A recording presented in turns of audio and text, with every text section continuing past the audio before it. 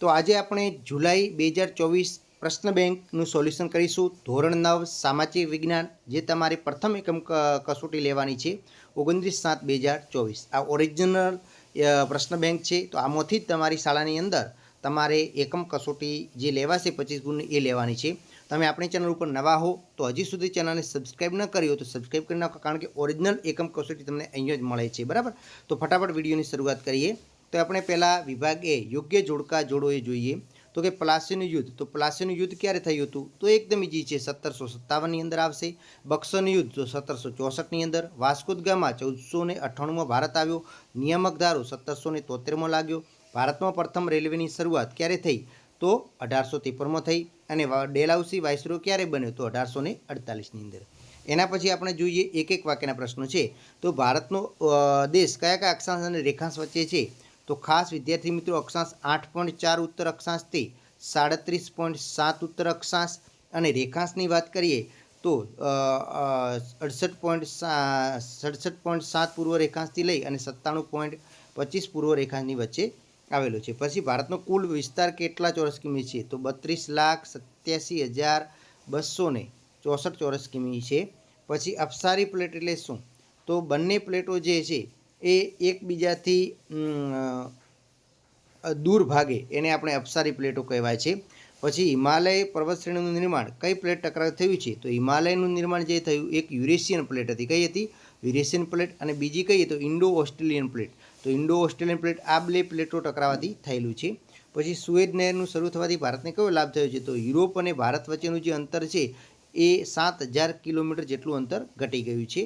પછી ભારતની મધ્યમાંથી કયું વૃત્ત પસાર થાય છે? તો ભારતની મધ્યમાંથી કર્કવૃત્ત પસાર થાય. કયું? કર્કવૃત્ત પસાર થાય છે. પછી ખાલી જગ્યા છે. અફીણના વેપારના કારણે ખાલી જગ્યા બે દેશો વચ્ચે યુદ્ધ થયું હતું. તો ઇંગ્લેન્ડ અને ચીન વચ્ચે થયું હતું. પછી પ્રથમ વિશ્વયુદ્ધનું મુખ્ય કારણ કયું હતું? તો વર્સેલસની સંધિ હતી. પછી બોલ્શેવિક ક્રાંતિને રશિયન ક્રાંતિ કહેવામાં આવે છે.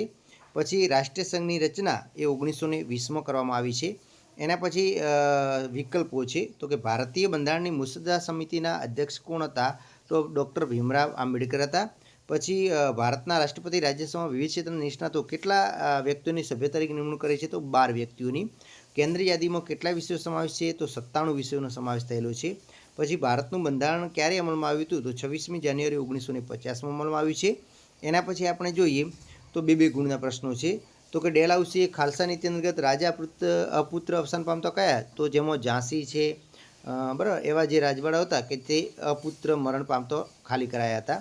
પછી વેલેસની સહકારી યોજના શા માટે? તો વેલેસની સહકારી યોજના એવી હતી કે સૈનિકોનો ખર્ચ પણ રાજ્યએ ભોગવવાનું, કોઈ પણ બીજા રાજ્ય સાથે સંધિ કરવી હોય તો એ પણ ગવર્નરની મંજૂરી લેવી પડતી હતી. આવા બધા નિયમો હતા. એટલા માટે કહી શકાય કે આમ ઉપરથી સુરક્ષા લાગતી હતી, પણ અંદરથી તો ખોખલી હતી.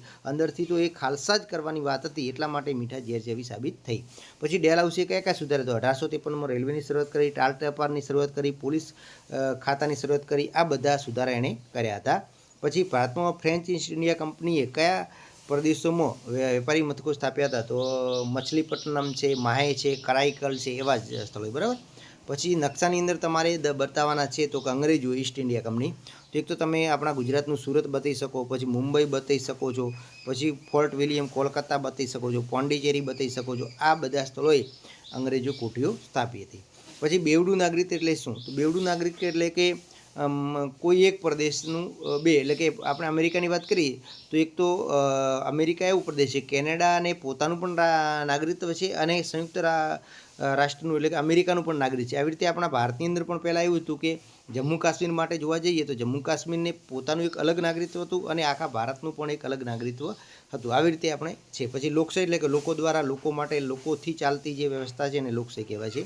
ભારતના અમુકમાં કયા આદર્શો સ્વીકારે? સમાનતા, સાર્વભૌમત્વ, એવા આદર્શો સ્વીકારે છે. સાર્વત્રિક પુખ્તવય મતાધિકાર કોને કહેવાય? તો કે પુખ્તવયનો નાગરિક, જે 18 વર્ષથી વધારે ઉંમરનો નાગરિક છે, એ પોતાનો મત આપવાનો અધિકાર ધરાવે છે, અને પુખ્તવય મતાધિકાર કહેવાય છે. કેન્દ્ર યાદીમાં કુલ કેટલા? તો કે 97 વિષયો છે, જેમાં સંરક્ષણ આવી જાય, તાર ટેપાલ છે, રેલવે છે, આવા બધા અણુ મથક છે, આવા બધા વિષયોનો સમાવેશ કરેલો છે. પછી નીચેના કોષ્ટકની અંદર તમારે પ્રણાલી ગોઠવવાની છે. ઉપલું ગૃહ, તો અહીંયા રાજ્યસભા આવશે. શું આવશે? રાજ્યસભા. નીચલું ગૃહ શું આવશે? તો કે અહીંયા લોકસભા. રાજ્યસભાની બેઠક સંખ્યા 250, અને આની અંદર 543 આવે. બરાબર. એના પછી સેક્શન સી છે, જે બે ગુણના પ્રશ્નો હતા. પશ્ચિમ યુરોપના જે આફ્રિકન સંસ્થાઓ સ્થાપવાની પ્રક્રિયા, રાષ્ટ્રસંઘના ઉદ્દેશો છે, વર્સેલ્સની સંધિ છે, બરાબર, પ્રથમ વિશ્વની ઘટના છે, આ બધા તમારે હતા. એના પછી સેક્શન ડીની અંદર જોવા જઈએ, ભારતનું કદ વિસ્તાર સંક્ષેપમાં જણાવવાનું છે. ભારતનું કદ કેટલું છે, કુલ વિસ્તાર કેટલું છે, કયા કયા સંશોધન છે, ભારત કયા ક્રમે આવે છે, એ બધું લખવાનું છે. પછી ભારતની ભૂસ્તરીય રચના છે. એના પછી યોગ્ય હિન્દ મહાસાગર, તો અહીંયા તમે જોઈ શકો આ બધું હિન્દ મહાસાગર છે. પછી બંગાળાની ખાડી, તો અહીંયા બંગાળાની ખાડી આવેલી છે. પછી અરબ સાગર, તો અહીંયા અરબ સાગર આવેલો છે આખું. પછી પ્રમાણ સમય રેખા, તો જે અલ્હાબાદ પાસેથી અહીંયા પસાર થાય પ્રમાણ સમય રેખા છે, બરાબર. પછી કર્કવૃત છે, તો કર્કવૃત અહીંયાથી પસાર થાય છે, કર્કવૃત રેખા દોરવાની છે. પછી લક્ષદ્વીપ, તો લક્ષદ્વીપ અહીંયા આવેલા છે, આ લક્ષદ્વીપ છે. પછી અંદમાન નિકોબારના ટાપુ, તો અહીંયા આવેલા છે. તો વિદ્યાર્થી મિત્રો એકદમ પેપર તમારું ઇઝી આવવાનું છે, ફટાફટ તૈયારી કરી લો.